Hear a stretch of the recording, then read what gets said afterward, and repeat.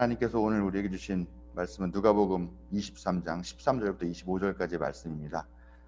우리 예수님께서 고난 당하시는 본문 말씀인데 뜻을 생각하면서 함께 읽어 올리겠습니다. 빌라도는 대제사장들과 지도자들과 백성을 불러 모아놓고서 그들에게 말하였다. 그대들은 이 사람이 백성을 오도한다고 하여 내게로 끌고 왔으나 보다시피 내가 그대들 앞에서 친히 신문하여 보였지만 그대들이 고발한 것과 같은 죄목은 아무것도 이 사람에게서 찾지 못하였소. 헤롯도 또한 그것을 찾지 못하고 그를 우리에게 돌려보낸 것이요. 이 사람은 사형을 받을 만한 일을 하나도 저지르지 않았소.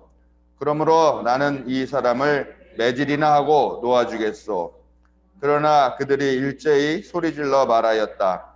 이 자를 없애고 바라바를 우리에게 놓아주시오. 바라바는 그 성 안에서 일어난 폭동과 살인 때문에 감옥에 갇힌 사람이다. 빌라도는 예수를 놓아주고자 하여 다시 그들에게 말하였다. 그러나 그들이 외쳤다. 그 자를 십자가에 못 박으시오. 십자가에 못 박으시오. 빌라도가 세 번째 그들에게 말하였다.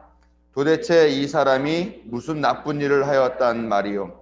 나는 그에게서 사형에 처할 아무런 죄를 찾지 못하였소.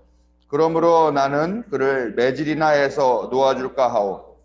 그러나 그들은 마구 우기면서 예수를 십자가에 못 박으라고 큰 소리로 요구하였다. 그래서 그들의 소리가 이겼다. 마침내 빌라도는 그들의 요구대로 하기로 결정하였다.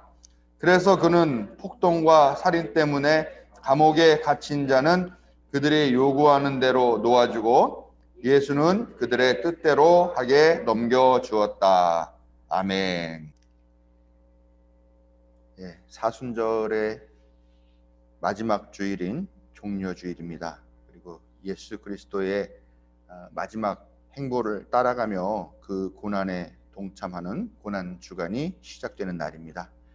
예수님의 고난이 바로 우리 자신의 고난이고, 그러나 또한 뛰어넘고 극복해야 할 고난, 그리하여 부활의 아침을 맞이해야 할 사명이 있음을 믿고 아멘으로 응답하여 이 자리에 나온 성도 여러분들께 하나님의 크신 사랑과 자비가 함께 하시기를 축원드립니다. 오늘 읽은 말씀은 우리가 너무 잘 아는 말씀이죠. 예수님이 유대인 종교 지도자들의 고발에 의해 가지고 로마 총독 빌라도 앞에 서서 법적인 심판을 받고 있는 그런 이야기죠. 보면은 빌라도는 계속 예수님을 놔주고 싶어하는 마음이 있는 것 같아요. 그러나 유대인들이 계속 악을 쓰면서 억지로 우기면서 죽여야 된다, 사형해야 된다 이렇게 얘기하죠. 빌라도는 3번이나 근데 방어를 하면서 놔주려고 한다 이렇게 이야기가 나오고 있습니다. 그렇지만 결국은 얼마나 우기면서 소리를 지르고 이렇게 막 소요까지 하려고 하는 그런 상황이 되니까 빌라도가 마지못해서 그 요구를 받아들여 사형을 승인합니다. 그래서 그 이후에 아주 급하게 사형이 이제 이루어지는 그런 절차라고 나아가게 되는 그런 부분의 이야기였습니다. 오늘 말씀 보니까 이 빌라도라는 사람이 참 괜찮은 사람인 것 같죠? 그렇죠? 예수님을 3번이나 놓아주려고 하고. 그러나 사실 빌라도가 이 성서에서 오늘 읽은 말씀에서 표현되는 것 같은 그런 사람은 절대 아니거든요. 아주 야심 많고 자기가 성공에 대한 그런 욕심이 있어서 그걸 이루려고 하면은 뭐 수단과 방법을 가리지 않습니다. 아주 극악무도하고 잔인한 그런 본성을 가진 사람들로 그 당시의 역사가들이 평가를 하고 있습니다. 그래서 자기의 앞길을 가로막는 것, 성공을 향해 나아가는 그 길 앞에서 걸리적거리는 것들은 사람이건 뭐건 가리지 않고 다 작사를 내버리고 박살을 내버리는 그런 사람이에요. 이미 그 이전에도 수많은 살육을 했던, 학살을 했던 그런 전적이 있는 통치자죠. 그런데 그 사람이 마치 오늘 성서 말씀 보면 상당히 합리적이고 예수님에게 호의적이고 하는 그런 모습으로 그려지고 있다는 거죠.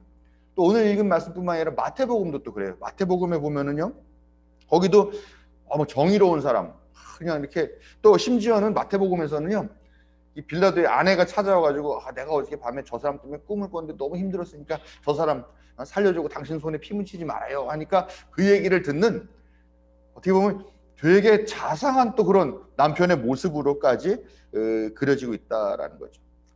그러나 아까 말씀드린 대로 역사가 요세푸스라고 하는 사람인데, 그 사람이 군인이면서 역사가인데, 그 사람이 기록한 여러 가지 자료들에 나오는 이야기들을 보면 결코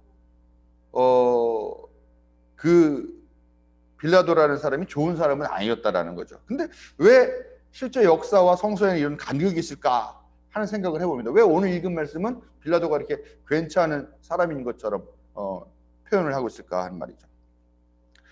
저는 어쩌면은 짜고 치는 고스톱일 수 있겠다 하는 생각을 제가 해보게 됩니다. 로마 제국주의가 그 식민지를 통치하고 있죠. 그리고 그 로마 황제에 의해 가지고 임명된 왕이 헤롯 왕, 헤롯 일가가 다스리고 있습니다. 그리고 그 왕과 결탁되어 있는 유대교 지도자들이 사실은 한통속이거든요. 그래서 자기들이 갖고서 자기들이 만들어 놓고 자기들에게 이익을 주는 그런 시스템을 유지하려고 하는데, 여기에 도전을 하려고 한다? 눈에 걸리적거리는 거죠. 어떻게 해서든지 치워버리려고 하는 게 이 세 집단, 이 한통속의 생이라는 것이죠. 그러나 그럼에도 불구하고 사형의 권한은, 최종적 사형의 권한은 빌라도 총독에게 있어요. 로마 총독에게 있다는 거죠. 그렇기 때문에 이 유대인들은 예수를 잡아서 죽이기 위해서 자기들끼리 모여서 자기의 의회에서 소집을 해가지고 유죄 판결을 했지만, 사형의 권한이 없기 때문에 이 사형의 재가를 받기 위해서 다시 빌라도의 법정을 세우게 된다는 겁니다. 이 셋은 말씀드린 대로 자기에게 이익을 가져다주는 그 통치 구조와 이 지배 질서를 유지하겠다라는 공통된 목적이 있습니다. 그래서 서로 그 요구에 맞게 각자 밀어주고 땡겨주고 하는 그런 공존 공생 관계라는 거죠. 그러다 보니까 사실은 막 유대인들이 막 거기서 소리를 지르고 막 하는 거에 사실은 빌라도도 되게 흡족하지만 그냥 반대하는 척을 하는 거라든가, 아니면 로마 총독의 의중이 사실은 이 예수라는 사람을 없애고 싶은 걸 아는 유대인 지도자들이 다가가지고 총대를 메고 먼저 더 설치고 더 극악하게 그렇게 하는 걸 수도 있겠다라는 것이죠. 어찌됐건 오늘 읽은 이 본문은 역사적인 사실과는 전혀 맞지 않고 앞뒤가 맞지 않은 그런 이야기다라는 겁니다. 누가 죽였어요? 오늘 읽은 이야기를 보면 누가 죽였어요? 예수는 누구의 손에 의해서 죽었습니까? 유대인들이 난리를 쳤지만 결국은 사형의 권한은 누가 했었다? 로마 총독에게 있었다라는 것이죠. 그럼 왜 성서는 이렇게 얘기를 하나? 왜 교회는 빌라도를 합리적이고 괜찮은 사람으로 그렇게 포장을 하면서 유대인들은 오히려 막 예수를 못 잡아 죽여가지고 안달을 하면서 막 사람들을 동원해가지고 거기서 소요를 일으키려고 하고 하는 그 예수가 죽게 된 거에 대한 가장 책임 있는 장본인으로 그렇게 표현했을까 하는 생각을 한번 해보게 된다는 것이죠. 마태복음과 누가복음은 대체적으로 예수님께서 돌아가신 후에 약 50년 정도 지난 다음에 쓰여진 걸로, 50년에서 한 70년 정도 사이에 쓰여진 걸로 그렇게 생각하는 기록물입니다. 이 시대는 어느 시대냐면 예수님이 돌아가시고 한 20여 년 정도 됐었을 때 사도 바울이라고 하는 사람이 이 예수의 복음을 그리스 철학과 같이 접목을 시켜가지고 그 이방 세계, 즉 로마 제국 그 안에를 돌아다니면서 선교를 하면서 예수의 이름을 알리기 시작하게 되고, 그런 것들이 어느 정도의 성과를 내기 시작하던 그런 때였다라는 것입니다. 예수 운동이죠. 예수 운동. 그리고 예수를 따라다니는 사람들, 또 기독교인이라고 하는 그런 이름을 받게 되었죠. 근데 사실 이 부류는 어느 날 갑자기 하늘에서 뚝 떨어진 게 아니죠. 예수님의 종교는 뭐였을 것 같아요? 예수님의 종교는 유대교였죠. 예수님은 유대교인이었어요. 이 예수님을 따르는 추종자들도 사실은 유대교인이고 유대교에서 갈라져 나온 한 분파라고 하는 그런 출신 성분을 갖고 있었죠. 그런데 이제 자기네 세력이 점점점 커지기 시작합니다. 그것도 옛날에는 팔레스타인 유대 땅 거기서만 그랬었지만 이제는 로마 전 제국을 향해서 나아가고 교세를 확장하고 있는 중입니다. 내가 비록 유대교에서 나왔지만 이제는 유대교를 능가할 수 있는 그런 잠재력을 갖고 있다는 것이죠. 이제 교세 확장하다 보니까 유대교는 나의 뿌리라기보다는 나와는 경쟁 관계가 됐습니다. 사람들에게 얘기를 해야 돼요. 야, 니네 유대교의 분파잖아. 무슨 소리야? 우리는 유대교랑 달라. 우리는 기독교야. 우리는 예수를 믿는 종교야.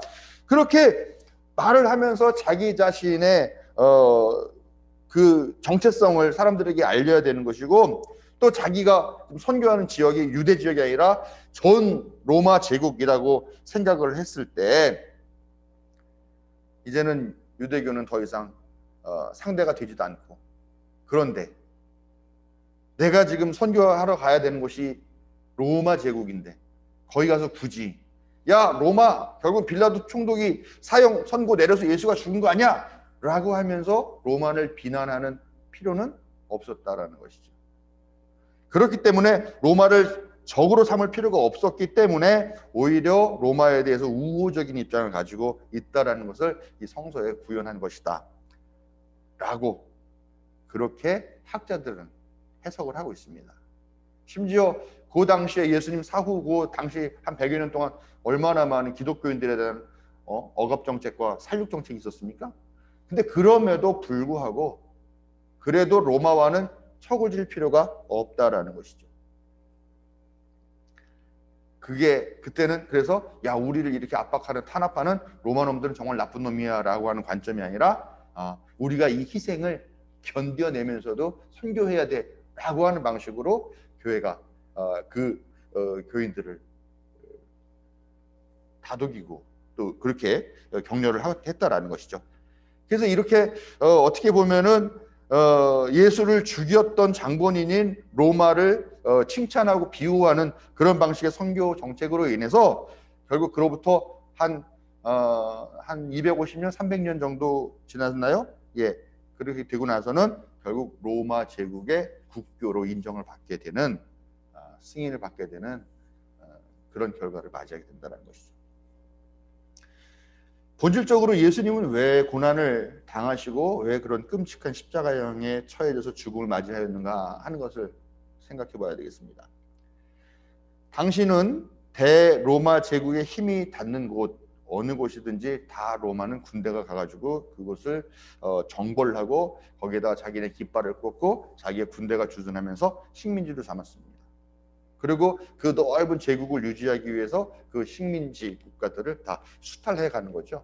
우리가 옛날에 일본 제국주의 식민지 라고 하면 안 되죠. 침탈을 당했던 그런 시기랑 똑같은 거예요. 우리가 역사책에서 많이 보는 우리의 가슴에 훨씬 더 쉽게 와닿게 되는 그런 이야기인데, 그런데 그거를 로마는 뭐라고 그러냐? 로마가 지금 전 세계를 다 이렇게 지배하고 있기 때문에 평화롭다라고 이야기합니다. 그걸 팍스 로마나 피스 오브 로마라고 이야기를 한다라는 것이죠. 그리고 그 평화를 그 팍스 로마나를 누가 만들었냐? 바로 신 혹은 신의 아들이라고 불리는 황제가 갖고 온 평화라고 얘기를 하는 거죠. 그런데 아니 정말 듣도 보도 못한 촌구석 동네 시골뜨기가 나타나가지고 자기가 내가 하나님의 아들이다 라고 얘기를 하고 평화를 주노라 그러면서 사람들을 모으고 돌아다니더라라는 거죠. 로마에서 볼 때 신의 아들은 누구? 황제. 그런데 시골뜨기가 나가서 황제를 비웃듯이 내가 신의 아들이야 라고 얘기를 하죠. 그 뭡니까? 반역이에요. 반역. 반란. 게다가 로마가 임명한 왕들, 헤롯 왕이죠. 헤롯, 그 다음에 대헤롯, 그 다음에 그 아래 헤롯 안티파스, 헤롯 빌립 이런 있는데 그들에게 뭐라고 그러냐? 여우라고 부르면서 그들이 행하는 독재를 비판하신다는 거죠. 이것도 반역이고 반란이라는 거죠.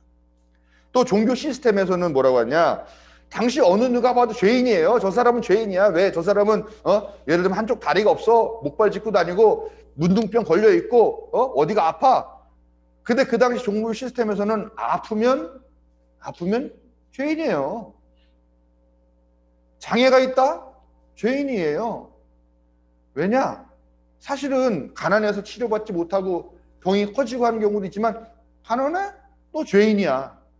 이렇게 그런 시스템 가지고 있어요. 그래서 그 당시에는 누가 봐도 죄인이야. 그런데 이 예수라는 사람이 그런 사람들이랑 같이 다니면서 너는 하나님의 자녀야.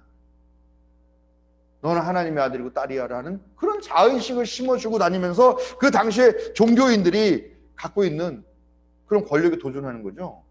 그리고 어떻습니까? 너 죄였어. 죄 어떻게 용서받을래? 재물을 나한테 갖고 와. 내가 이거를 잡아서 해줄 테니까. 꼭 자기가 중개자가 돼서 그 중개 역할을 했어요. 그러면서 거기에 떨어지는 수수료와 이익을 먹었죠. 근데 예수님 뭡니까? 필요 없어. 하나님과 너는 자녀이기 때문에 직접적인 관계로 가면 돼. 라는 식으로 얘기를 해요. 그러니까 결국은 이 종교인들이 우리 권위에 도전을 하는구나. 용서할 수 없어. 라고 생각할 수밖에 없다라는 것이죠. 예수님은 한마디로 그 당시 로마 제국과 분봉왕들, 그 다음에 종교인들이 형성한 견고한 삼각형의 권력 구조와 통제 시스템에 저항하면서 하나님 나라의 비전을 그 대안으로 제시한 것이죠. 한마디로 말하면 뭐냐? 그 당시에 그 입장을 보면 반란이에요. 반역이에요. 예수님 이 세 집단 권력이 휘두르는 폭력과 차별의 권위가 아니라 사랑과 연민의 권위, 정의와 평등의 권위로 당시 억압받고 가난하고 또 차별받고 배제되고 착취당하는 그 사람들에게 새로운 희망을 심어주었어요. 그게 바로 예수님께서 고난을 당하게 되는 이유예요. 십자가형은 어떤 사람이 받나요? 종교사범이 받는 형벌이 아니에요. 이렇게 반역 일으키고 반란한 정치사범들이 받게 되는 최고의 형이 십자가형이에요. 예수님은 역사적으로 보면 그렇게 반역, 반란 때문에 돌아가셨다 하는 것이 사실이죠. 제가 지난번에 우연하게 그 종교 지도자, 창시자, 교주 이런 사람들, 특히 세계 4대 성인이라고 불리는 그런 사람들 중에 석가모니의 얘기를 들었어요. 석가모니가 왜 그런 종교의 지도자, 불교의 교주가 되고 성이 되었는가 하는 그런 이야기를 들었는데, 저는 이 석가모니가 샤카모니, 이 샤카 부족의 왕자라고 그러잖아요. 되게 큰 정말 인도의 왕인 줄 알았어요. 그런데 그게 아니라 인도가 보니까요, 중앙에 가장 큰 나라가 있고 그 밑에 4개의 나라가 있답니다. 그리고 그 4개의 나라 아래 10개의 나라가 있답니다. 그리고 그 10개의 나라 안에 또 약 30개의 나라가 또 있답니다. 그러니까 말하자면 그 30개의 나라는 작은 부족, 글쎄요, 그 우리식으로 따지면 한 군 정도 되는 정도의 영토를 갖고 있는 부족 국가죠. 그런데 그렇게 따지면 나라가 몇 개입니까? 30개씩만 쳐도 4개의 나라 아래에 30개씩 있다 그랬나요? 그러면은 3, 40이 120개죠. 이 120개가 되는 나라가 서로 다 경쟁을 하면서 전쟁을 벌이고 거기서 이기면은 노예를 끌고 그러다가 노예를 삼고 그 수탈해가고 하는 그런 구조로 계속 싸우는 거예요. 그 나라들이 계속. 그런데 이 샤카라고 하는 부족의 그 가문의 왕자였죠. 왕자. 이 왕자가 어느 날 우연하게 밖에 나간 거예요. 궁궐 밖에. 그래서 갔는데 사람들이 너무 힘들게 살아요. 생로병사의 그런 고통에 빠져가지고 살아요. 그런데 그게 왜 그러나 봤더니 전쟁통이잖아요. 온통 전쟁통이에요. 거기서 사람들이 늙고 죽고 병 들어가고 그러면서 또 태어나고 하는 게 모든 게 다 고통같이 보이는데 이 사람은 근데 그걸로만 보지는 않은 거죠. 왜냐? 자기가 왕자잖아요. 앞으로 자기의 백성들을 다스려야 되는데 어떻게 다스려야 될까? 이 고난의 이유는 뭘까라고 하는 그런 출발점을 갖고 있다. 그 출발점이 상당히 정치적인 출발점을 갖고 있다는 것이죠. 상당히 현실적인 출발점을 가지고 있다는 것입니다. 결국은 그 민중들, 그 생로병사의 그 4가지 고통에 직면한 민중들을 보면서 왕자가 될 자신의 입장을 생각하면서 이 고난을 이해하고자 고행의 길로 나서게 된다는 거죠. 거기서 온갖 스승들도 만나고 뭐 하다가 자기 자신이 깨닫는 존재, 부처가 되게 됐다라고 하는 그런 이야기를 들었는데 예. 어떻게 보면은 부처 역시 예수님처럼 상당히 현실적인 출발점으로부터 시작한 게 아닌가. 그리고 우리가 말하는 영적인 것이라기보다는 어떤 사회적이고 현실적인 그런 부분들을 정말 진지하고 아프게 고민을 하면서 이 길을 가기 시작했구나라는 생각을 하게 됐다는 것이죠. 4대 성인이 공자, 예수, 석가, 소크라테스래요. 그래서 다른 분들도 찾아봤어요. 공자도요, 춘추 전국 시대에 나타난 사람이죠. 이 사람은 뭐 종교 지도자라고 하기보다는 약간 철학자이면서 정치인 같은 그런 개념들이 있죠. 이 춘추 전국 시대에 그 여러 나라가 다 난리가 났다고 그러잖아요. 막 몇 개 정도의 나라가 있었을 것 같습니까? 보통 뭐 삼국지 보면서 뭐 유비, 관우, 장비 뭐 이렇게 얘기를 하면서 몇 개 안 된 것 같은데, 저도 춘추 전국 시대 얘기만 많이 들었는데 찾아보니까요, 박순영 선생님 몇 개 정도 되는지 아세요? 죄송합니다. 괜히. 네. 검색해봤더니요, 1800개의 나라가 있었대요. 1800개의 나라. 그 1800개의 나라가 전부 다 중국 제패, 전국 제패라고 하는 목적을 가지고서 그냥 수시로 쌈박질한 거예요. 그러니까 사람들이 다 죽어나가고 또 전쟁에 가서 부상 입고 장애를 입고 또 농사 지면 뭐예요? 다 군량미로 수탈해가고 이런 정말 아픈 그런 시대를 살았을 때 이 공자가 올바른 정치는 무엇일까? 라는 것에 고민하면서 길을 갔다는 거죠. 그러니까 이 논어의 이야기가 담겨 있는 게 뭐 대학이라는 책이라고 그래요. 전 잘 모르겠는데, 근데 그 대학이 뭐냐면은 태자를 가리키던 교육서였다는 거예요. 이 현실적인 문제 어떻게 정치적으로 풀어야 할 것인가를 고민을 갖고 있다는 거죠. 소크라테스도 마찬가지죠. 소크라테스의 제자가 플라톤인데 플라톤의 제자가 아리스토텔레스, 아리스토텔레스의 제자가 알렉산더 대왕입니다. 알렉산더 대왕, 그러니까 몇 대 안 되지만 그때도 이 그리스 로마 지역에 또 전쟁의 바람이 부는 거예요. 이 대제국을 만들기 위해서. 거기도 또 전쟁의 바람, 똑같은 상황이 벌어지는 거죠. 그거를 보고서 소크라테스가 젊은 사람들이 올바른 가치관을 갖고서 성장해야 되겠구나. 그러면서 교육을 하는 거죠. 그래서 정의, 절제, 용기, 경건 이 네 가지를 마치 중고등학교 시절에 그 윤리 시간을 떠올리게 하는데 이 네 가지의 덕목을 가르쳤다라는 거죠. 결국은 청년을 나쁜 생각으로 부패시키고 국가의 여러신을 믿지 않는다는 이유로 사형을 당하게 됩니다. 다들 비슷하지 않아요? 예수님의 역사적인 삶과? 중요한 거는요, 이 성인들이 현실적 고난의 상황에 처해서 신음하고 아파하는 그 민중들에 대한 연민으로 마음이 움직였고요. 그 연민, 그 고난을 야기하는 원인이 정치와 사회 시스템에 있다라고 해서 거기에 대한 비판하고 거기에 대한 대안을 고민하는 과정에 그들이 4대 성인이 되고 지도자가 되었다라고 하는 것입니다. 오늘날 예수를 믿고 따르는 이 기독교의 모습은 어떤가? 오늘날의 교회는 과연 고난 또 혹은 구원을 어떻게 이해하고 있는가 하는 그런 고민들을 해보게 됩니다.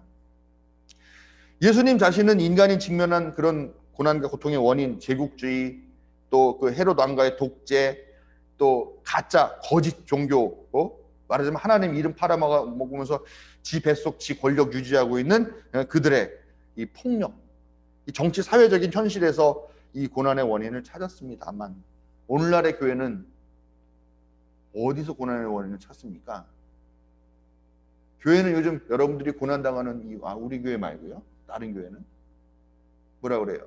원죄 때문이야. 네 마음의 죄 때문이야. 너 교회 열심히 안 나와서 그래. 그래서 고난당하는 거야. 이렇게 얘기를 한다는 것이죠. 실체가 뭔지 정확하지 않은 영적인 부분을 이야기하고 원죄를 이야기하고 각 개인이 갖고 있는 내면의 죄를 이야기하고 또 내가 누군지도 모르는 어떤 사람이 지은 그 죄로 인해서 너도 죄인이 됐다라고 하는 그런 유전적인 죄를 설명을 하면서 이 고난을 이겨내려면 종교적인 수행을 해야 된다. 보행을 해야 된다. 또 교회에서 하는 행사에 많이 참여해야 된다. 교회라는 조직에 충성해야 되고 종교인 성직자에게 헌신해야 된다. 그럴 때 당신은 구원받고 천당에 이를 수 있다라고 가르치고 있다는 것이죠. 예수님은 이 사회적인 문제, 이 지배자의 문제, 또 우리 이 각 개인이 갖고 있는 자기 자신이 하나님의 자녀라고 하는 이런 민주주의적인 그런 각성을 생각했지만 오늘날 이 교회는 예수님의 가르침과는 정반대 방향으로 가고 있다는 것이죠. 그러면서 계속 야, 이 모든 것들은 네 내면의 죄 때문에야, 우리 원죄 때문에 어쩔 수 없어라고 하면서 행악자들이 벌이고 있는 그 악행을 우리가 외면하게 만든다는 거죠. 그걸 덮어줘요. 그리고 오히려 그 악행에 편승해서 이익을 추구하고 있다는 것이죠. 기도하고 찬송하고 성경 열심히 읽고 또 그러다 보면 방언도 하고 교회 활동 열심히 하고 그렇게 참여하는 것만으로 구원을 얻을 수 있겠느냐. 세상이 어떻게 돌아가던 뭐 난리가 나던 저기 지금 미얀마에서 뭐 총을 쏴가지고 뭐 하루에 몇십 명씩 죽어나가고 몇 살짜리가 죽고 하더라도 그런 거 다 우리가 죄지어서 그런 거지라고 생각하면서 그냥 기도만 하고 교회만 잘 나가고 종교생활만 잘하면은 구원을 받을 것이냐. 가장 중요한 건 예수님이 그렇게 생각하셨느냐, 예수님이 우리에게 그렇게 가르치셨냐라고 하는 것입니다.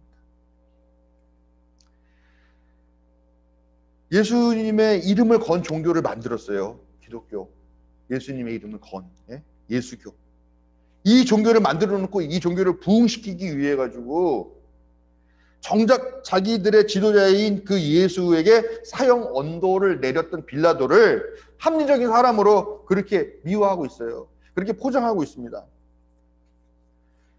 예수님이 반대하고 거절했던 그 제국주의에 호감을 사기 위해 가지고 있지도 않은 사실, 없는 사실까지 만들고 사실을 비틀고 왜곡해 가지고 마치 우리 로마 제국주의랑 되게 친해 사실은, 이렇게 하는 과거 교회의 그 실수를 지금 교회가 여전히 답습하고 있는 것은 아니냐.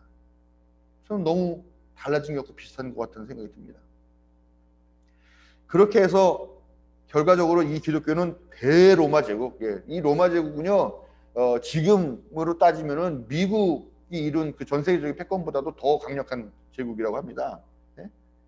이 로마 제국의 국교가 되었을지는 모르지만 그 종교의 정작 주인이신 예수님은 없었다라는 겁니다. 그리고 나서 그렇게 결과가 어떻게 됐냐? 신앙이라는 미명으로 마녀 사냥 자행해서 마음에 안 드는 사람 다 죽이고, 심지어 왼손잡이들도 죽였답니다.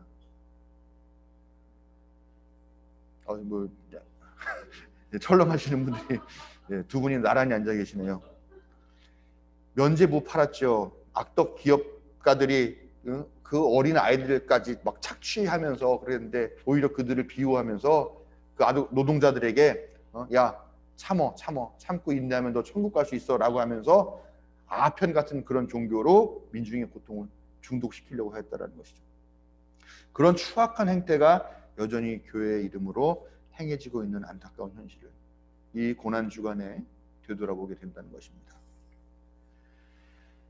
예수님의 고난, 예수님의 진 십자가, 이것은 저 세상 아니면 인간의 내면, 나에게 유전된 먼 옛날 어떤 사람의 지은 죄의 그 문제가 아니라 사실은 바로 지금 여기에서 벌어지고 있는 부조리와 불합리, 불공정의 고난이고 지금 여기에 현존하는 십자가입니다.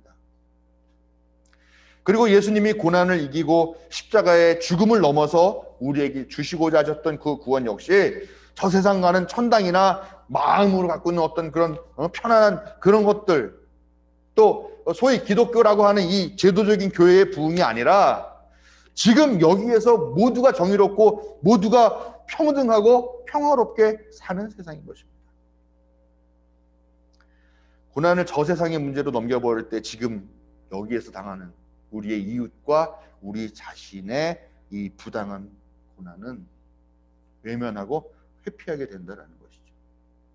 그럴수록 우리는 더 거리로 나와서 더 우리 자신의 문제를 봐야 되는데 골방에 처박혀서 교회 예배당 기도실 한 구석에서 눈물을 흘리면서 기도하는 것만으로 모든 걸 다 했다라는 그 생각을 하고 있는데 언제까지 그러겠냐? 언제까지 그런 예수님께서는 가르치지도 않은 그걸 가지고서 예수의 이름을 부르면서 울부짖을 것이냐라는 겁니다. 깨어나야 됩니다. 지금 여기에 십자가를 제대로 봐야 됩니다. 지금 여기에 서 있는 십자가를 보게 될 때 우리는 진짜 고난에 동참하고 구원의 기쁨에 참여할 수 있을 것입니다. 성도 여러분, 우리 이번 주 고난주간 지금 여기에 서 있는 십자가, 지금 여기에 우리에게 주신 이 십자가의 의미를 발견하고 그 고난의 의미를 발견하고 동참함으로써 또 그것을 제대로 바라봄으로써 우리가 다음 주 부활주일에 그 기쁨을 누릴 수 있는 그런 교회 여러분 다 되시길 부탁을 드립니다. 그런 여러분들에게 하나님의 특별하신 은혜와 은총이 있으시기를 축원합니다.